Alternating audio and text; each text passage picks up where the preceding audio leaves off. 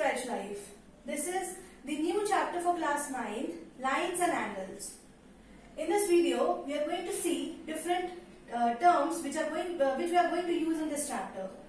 So let us first see what is a line. A thin, dark, straight mark on a surface is called a line. For example, if I have a thin, dark, straight mark like this on a surface, I'll call it as a line. Now, we come across second term, that is intersecting lines. So, if I have two lines that touch each other on a certain point, like this. If I have this line and this will be the second line, they are touching each other at a certain point. That is why I am calling them as intersecting lines. So, these lines AB and CD are intersecting each other at certain points, say O. So AB and CD are two line segments intersecting each other at a point O. So AB and CD are intersecting lines. Now we have come across a term called angle. What do you mean by angle? We have two line segments. If I have a line segment, suppose like this, and I fix a certain vertex here, this line segment can be produced only in one direction, then I'll call this line to be ray. This is called as ray. Now, if I have two rays having a common point of origination, say I have this ray having OA as its name, and I have another ray having this point only as its origination, that is OB, then the angular separation between them is known as angle. So, how can we name this angle? This angle is named as angle AOB, or we can say it as angle BOA. So, this is an angle. Angle can be of certain types, which we are going to see now.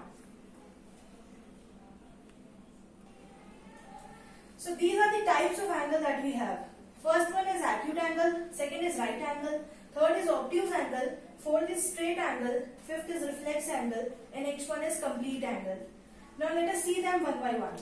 Acute angle.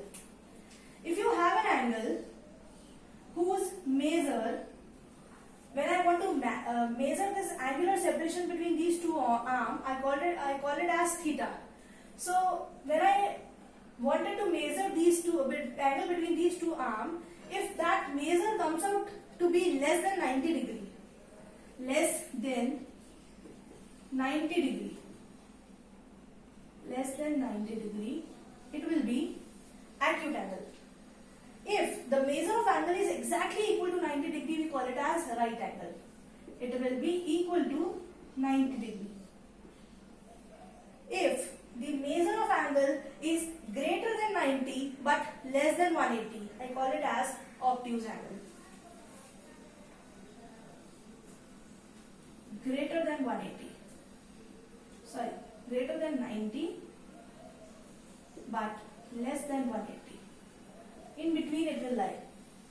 And if the measure of angle is exactly equal to 180 degree, I call it as straight angle. It will be straight angle. Now what is reflex angle? Reflex angle is measure of angle. When I subtract it from 360, I get the reflex angle. For example, if I have an angle like this and I want to calculate this portion of the angle, this angle, then what I need to do is I need to subtract this angle. Suppose this angle is of 60 degree. Then to find out reflex angle, I'll calculate 360 minus 60, which is equal to 300 degree. So this is what? This is reflex angle of 60 degree. Reflex angle of this angle 60 degree is 300 degree. Now complete angle. Complete angle is if I have a line and I want to measure the angle starting from here and again taking the complete rotation till here, that is the complete angle, which is exactly equal to 360 degree. Complete complete angle is exactly equal to 360 degree. Now, there are certain pairs of angles which we need to look out. Now, let us see what are complementary angles. If you have two angles, let us see this angle as x degree and this is as y degree.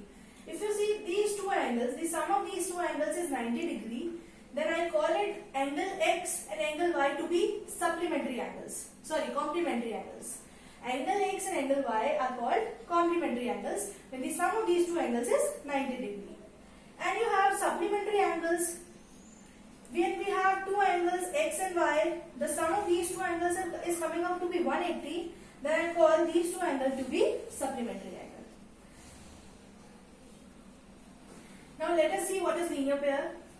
If you have three angles that are drawn on a straight line having the common origination point, that is O here, like you can see the angle x, angle y and angle z all are coming from the point and the point O. Vertex, the common vertex is O here.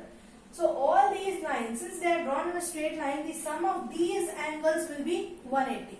And if you are given with any of these two angles, we can find the third one by subtracting it from 180, right? So in this way, we can apply linear pair anywhere while solving the questions. Now, vertically opposite angles. Suppose I have two intersecting lines. The angles which are vertically up down, they are equal to one another, like A and B. This angle A and angle B is equal to one another. Similarly, the angle C and angle D is also equal to one another, right? So in this chapter, we have gone through what are lines, what are points, what are different types of angles. Along with this, we have gone through linear pair and also vertically opposite angles. Now we'll be seeing the parallel lines in the next part of this chapter. Thank you for watching. Please like, share and subscribe.